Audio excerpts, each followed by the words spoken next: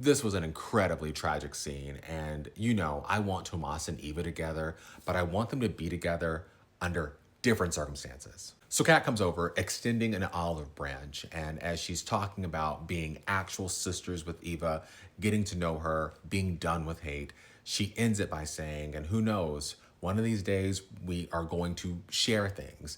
And as she's saying share things, Tomas is walking out looking fine as hell, still walking out whenever he should have heard that Kat was in the living room. You can just see how devastated Kat is in this moment.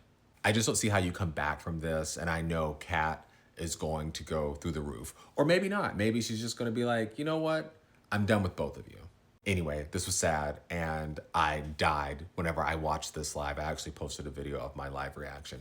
I was dead. So what do the police do in Fairmont Crest? Because I knew Allison was somehow going to be a part of this launch. They moved the Chelsea Cat Bag launch online to protect Chelsea, who is still going through it. And somehow Allison is able to figure out the date this is happening and gets a phone and calls in to talk to her wifey. Also, she is given Cleo from Set It Off, If You Know, You Know. Clearly, it was very triggering for Chelsea, and I think this is just a sign of Chelsea's mental health in the weeks and months to come and how there's going to be a lot more work to do. It was so funny. I was watching the episode, and as soon as she came on the screen, she hopped into my live. And yeah, Brianna is such a talent, and I'm excited to see where she lands after her stint on Beyond the Gates and perhaps making a return to Beyond the Gates. Ted and Dana are two peas in a pod, and I could not care less about this storyline because I'm getting sick of it.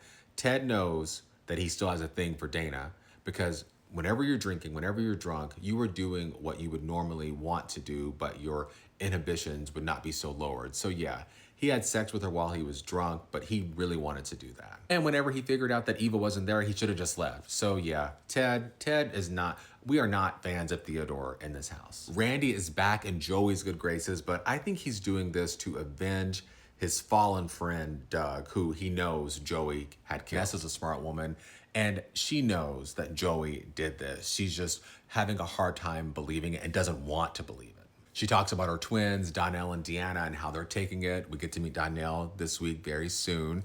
And now she's at the police station talking to Jacob about the accident, and she just wants to know, like, was anyone behind it? She actually brought up Leslie and said, you know, like, maybe someone ran him off the road, but Jacob's like, no, there's nothing like that. There are no breadcrumbs. But do you know something we don't know? Anyway, for a Monday, this was a really good episode. It was not a sleeper at all. We got a lot. So I'm excited to see how the rest of the week turns out.